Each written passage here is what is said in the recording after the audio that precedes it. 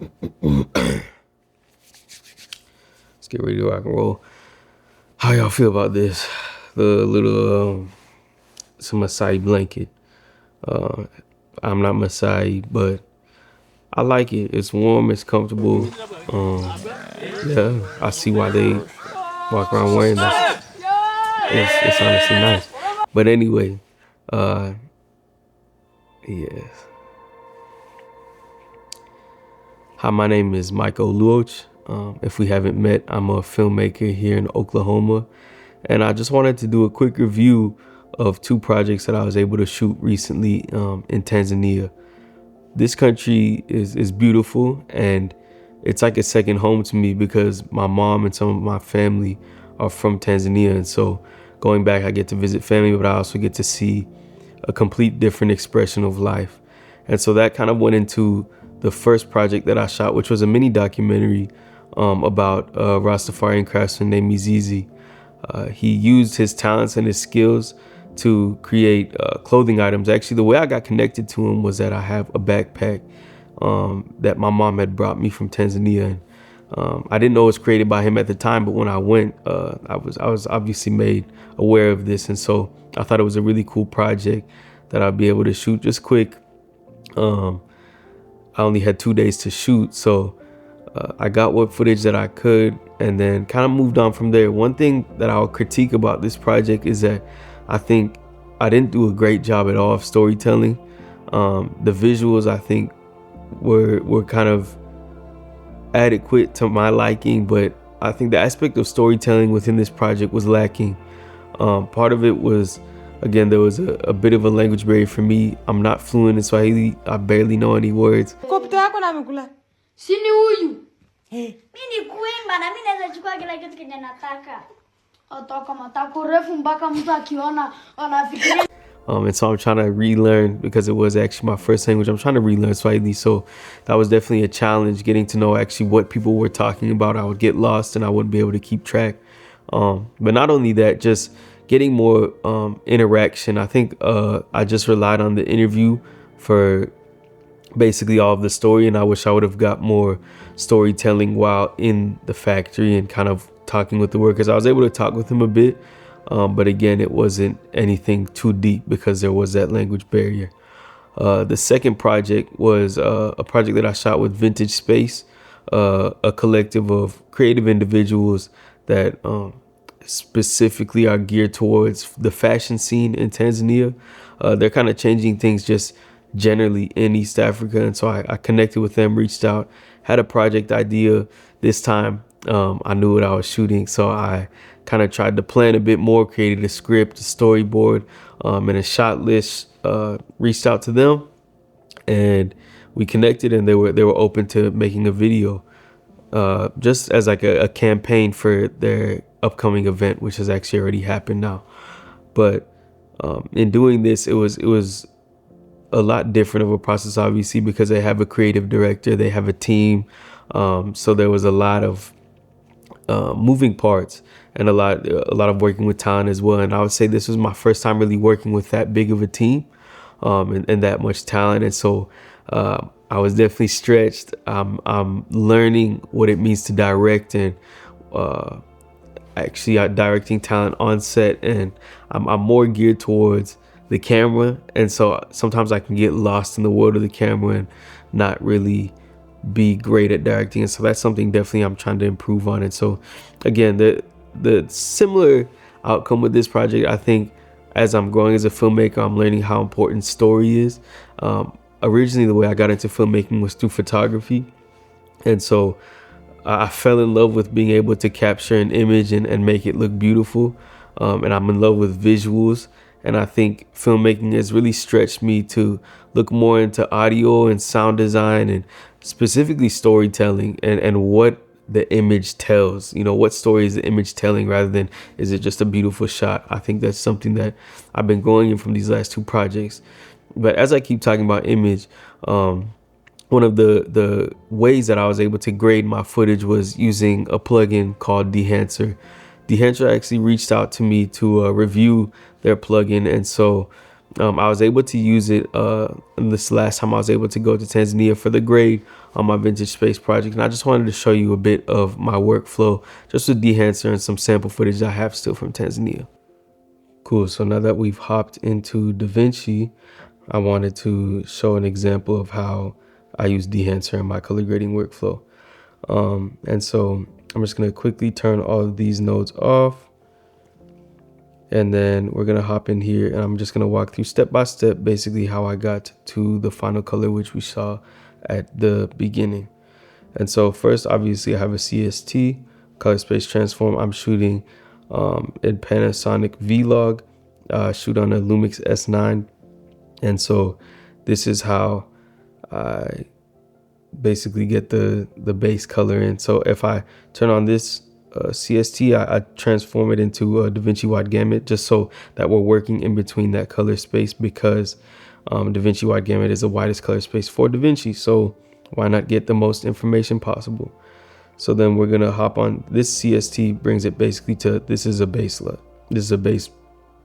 color space transform into Rec 709A because I am using a MacBook. And so in here, I just change up the exposure a little bit. Again, it looks crazy right now. And then I throw Dehancer. It's probably going to make it look a bit more tame just because of some different things that I do within Dehancer. And then I balance it out with some color. So I'm just going to highlight Dehancer. The other steps, it's a little bit more detailed and nuanced, and I don't want to get into all of that right now. But I'm going to basically show you what Dehancer does to the footage. And so this is a film profile that you can select. I have Fuji Color Pro 400H. Pro 400H is a really sought after film stock that is used by a lot of photographers, and I love the way it looked. I've never actually been able to shoot with that specific film stock, but I've seen example photos with it and it looks beautiful.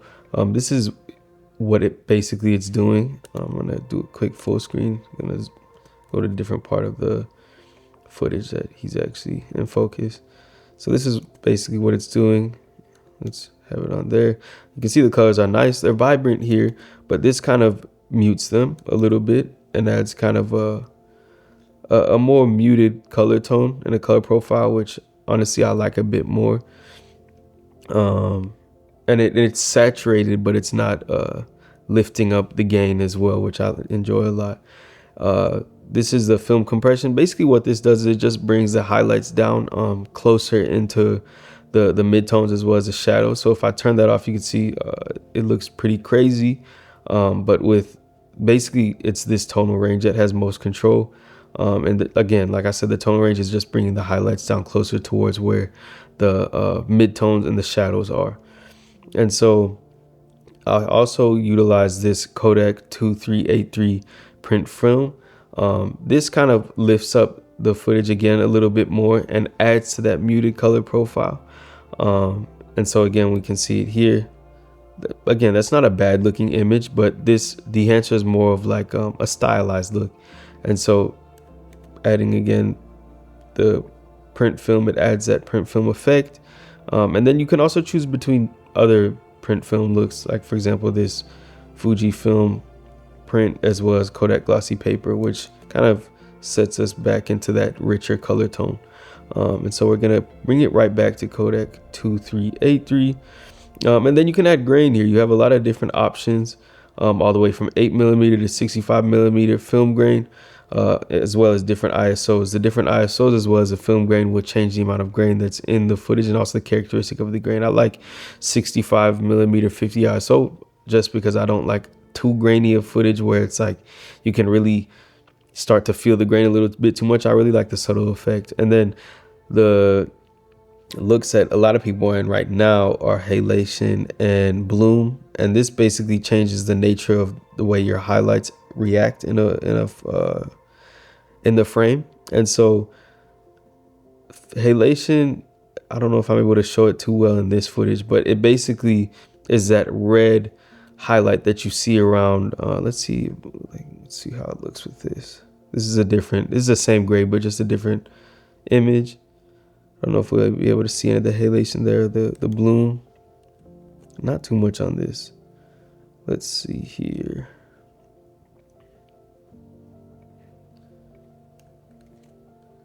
Yeah, we're not able to see it too. It's usually for these. This is good because it's very backlit. Um, and so we can see in here the halation adds that kind of red like outline around the highlighted areas. As well as bloom just blooms out the highlights. So it softens up the highlights, gives it that bloom effect that everyone is pretty well aware of. So let's hop back over here to this image over here. Pull it back this way. And yeah, most of the stuff down here I don't touch. This is film damage. Again, it just adds film damage to your frame. So film damage, if you don't know, let's see, it's those little white specks. Let's see if we can play them, if they'll show up. If I put full screen, yep, you can see the little white specks that appear. It's kind of hard to see in the small view, but when I put it in full frame, you can, or full screen, you can see. Then down here you have film breadth, gate weave. Again, I'm not going to go too much over these because most people don't use them unless you're going for a really strong film look. And this is another one that can be used. It's the overscan. So it basically shows the different film gates that you can put in. Let's do Super 8 because that's very common. Super 8, everyone's familiar with Super 8 and how it looks. Has that little film gate. Awesome. So that's basically all there is to Dehancer. You can go in and personalize exactly how you want your images to look with Dehancer. Dehancer is a plugin specifically. It's supposed to emulate film. And so obviously the look that you're going to get is going to be very stylized specifically towards a film look. I don't utilize it too heavily to give a film look, but one aspect of it that I find really useful is actually this film compression here. This really, one of the natures of shooting on film is that highlights actually, they don't clip as easily when using film. So it's very easy to retain your highlight information as well as your shadow information, and there's a bit more dynamic range in film naturally when you're shooting it. And so this film compression feature, I think, emulates that kind of dynamic range. While obviously it's not giving your image more dynamic range, it's manipulating the image to look as if it had more dynamic range, or betterly stated, it's utilizing a wider range of your image's dynamic range that's already accessible. But with this, it's an easy way to basically pull down your highlights and bring your image to more of an even exposure. And so yeah, there's also a mobile version. I'll show a quick example of some before and after pictures of what you can do with the mobile version of Dehancer and what you can do on just some pictures that you can take on your phone. You can really get some nice film looks with choice pictures. Again, you can't make something beautiful that's not already a beautiful image. With Dehancer, basically you can just take beautiful images and elevate them to that next level by giving them that film look. So that's all that I have for this video today. I want to thank you so much if you watched, and I hope you maybe could take something from it. And if you wanted to, I do have a promotion code in my description, and you can get 10% off a Dehancer plugin subscription sign up. So go ahead and use that code if you're interested. But for that, that'll be it for now. Thank you so much.